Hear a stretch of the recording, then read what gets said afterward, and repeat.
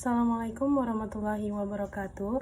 Perkenalkan, nama saya Yulita Syifa Nur Hidayah dengan NIM 250101070204. Di sini saya akan menjelaskan apa sih penyebab dari kemunduran peradaban Islam.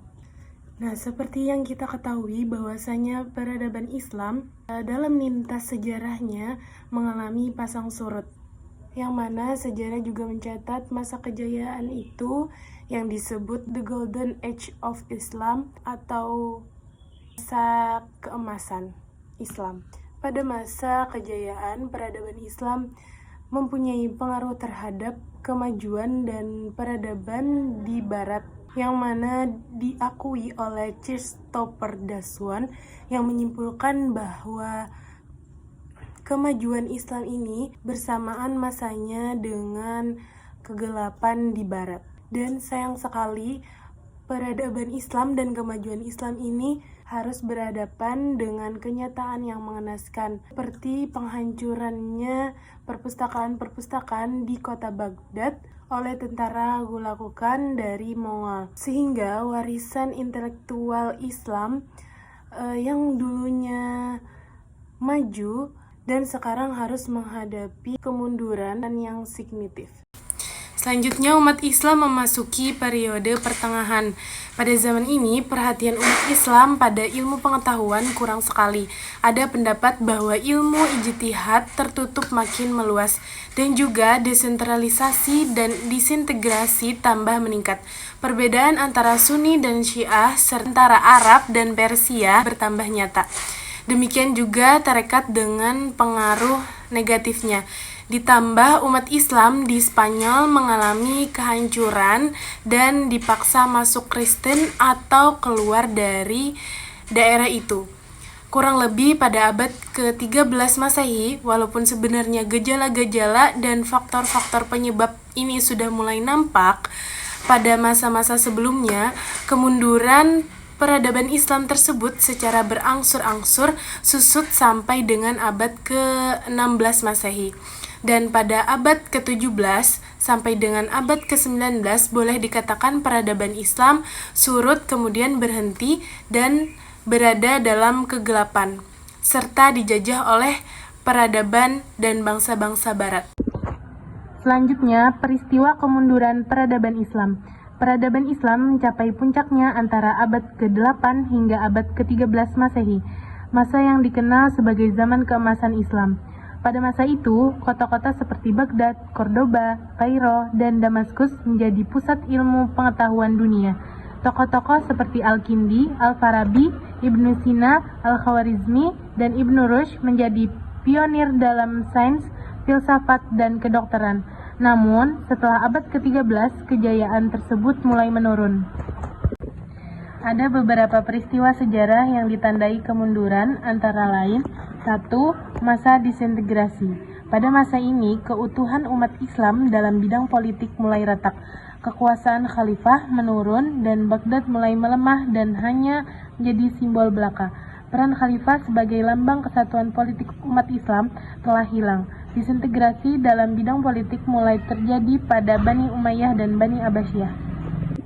Disintegrasi ini dipercepat oleh beberapa faktor kasus, yaitu jarak geografis yang jauh, hasrat otonomi dari para gubernur militer, dan konflik ideologis yang tajam, terutama antara paham Sunni dan Syiah.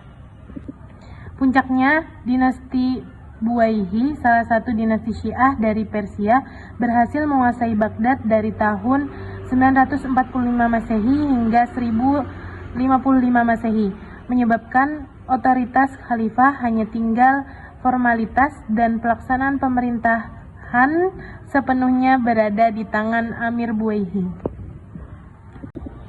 Yang kedua, ada Perang Salib dan penyerbuan Spanyol. Perang Salib yang dilancarkan oleh orang-orang Kristen Eropa ke barat dan timur dipicu oleh reaksi Kristen terhadap ekspansi Islam sebelumnya ke Syria, Asia Kecil, Spanyol, dan Sicilia, serta adanya ambisi dan bakat kemiliteran suku Teutonia yang ingin mengembara. Secara psikologis, Pope Urban II berhasil membakar semangat umat Kristen dengan janji bahwa mereka yang mati saat berperang akan diampuni dosanya dan masuk surga.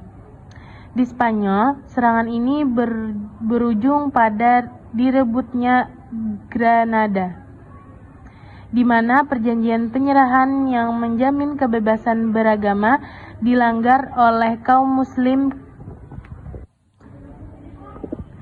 Perpindahan agama atau menghadapi mahkamah tafsyi yang menyiksa, akibatnya peradaban Islam di Spanyol yang telah maju berabad-abad dihancurkan secara berangsur, di mana gedung diubah menjadi gereja dan buku dibakar.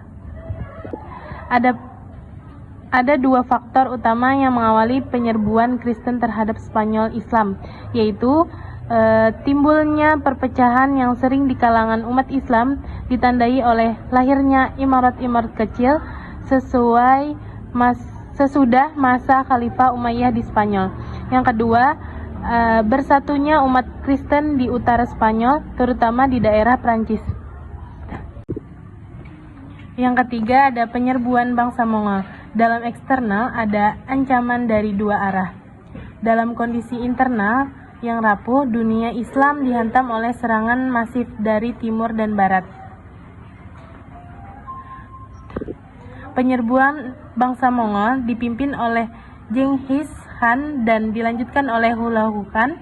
Bangsa Mongol menghancurkan peradaban Islam di timur. Puncaknya terjadi pada 10-13 Februari 1258 Masehi ketika Baghdad dihancurkan secara brutal setelah Khalifah Al-Musta'sim menyerah. Penghancuran ini adalah bencana intelektual dan fisik. Perpustakaan, istana, dan pusat ilmu pengetahuan dihancurkan, menyebabkan lenyapnya kekayaan intelektual berabad-abad dan mengakhiri peran khilafah sebagai lambang persatuan politik umat Islam. Pendapat Muhammad Syarif menyebutkan 3 penyebab pokok kemunduran peradaban Islam. Hal ini dapat melengkapi gambaran kemunduran Islam dari pembahasan sebelumnya. Ketiga hal tersebut adalah: 1. Banyak filsafat Islam yang dimasukkan oleh Imam Al-Ghazali dalam alam Islam Timur, sedangkan Ibnu Rushd secara agak berlebihan memasukkan filsafat ke alam Islam Barat. Imam Ghazali dengan filsafat Islamnya lebih cenderung menuju ke rohaniyah, sedangkan Ibnu Rushd kebalikan dari Imam Ghazali karena ia lebih condong pada materialisme. Dengan demikian, meluaslah jurang antara timur dan barat, sehingga mereka mengalami kerugian. Pada hakikatnya, peran rohaniyah tidak melupakan dengan akal. Begitu juga sebaliknya, materialisme tidak mengabaikan unsur rohaniyah. Sewajarnya mereka bisa saling menyempurnakan. Atas kelalaian keduanya, ini mengakibatkan kerugian. Yang kedua, ada para khalifah dan amir Islam. Saat itu mereka melalaikan ilmu pengetahuan dan peradaban. Ilmu pengetahuan dianggap sebagai kemewahan pribadi, bahkan yang lain beranggapan sebagai kebutuhan negara. Kemudian datang masa-masa keruntuhan sehingga para ulama dianggap tidak memperoleh kesenangan dan dorongan ilmu pengetahuan. Ini yang menjadi sebab utama kelemahan dan keruntuhan peradaban. Yang ketiga, ada dunia Islam ditimpa berbagai pembentrokan. Selain politik intern, terdapat juga serangan dari luar. Banyak terjadi penyembelihan di kalangan rakyat, kota-kota dihancurkan, gedung-gedung dibakar, dan beberapa universitas ditutup. Serangan ini melahirkan penghambatan pada alam pikir. Kemunduran peradaban Islam terjadi karena gabungan faktor internal dan eksternal. Dari dalam, muncul perpecahan politik, lemahnya kepemimpinan, kemerosotan moral, dan berhentinya semangat berpikir kritis. Faktor dari luar, serangan Mongol, perang salib, dan tekanan ekonomi memperparah kondisi. Akibatnya, pusat-pusat ilmu dan pemerintahan hancur, ekonomi melemah, dan masyarakat kehilangan arah pembangunan. Kemunduran ini bukan sekedar karena perang, tetapi karena melemahnya sistem pendidikan dan institusi sosial yang tidak mampu bangkit lebih lagi setelah krisis. Wilayah yang memiliki struktur kuat mampu pulih, sedangkan yang rapuh terus terpuruk. Pendapat saya, kita perlu belajar bahwa kebangkitan Islam modern harus dimulai dari penguatan ilmu, moral, dan tata kelola pemerintahan, dan juga literasi. Kejayaan masa lalu seharusnya menjadi inspirasi untuk membangun peradaban yang kritis, terbuka, dan berorientasi pada kemajuan umat.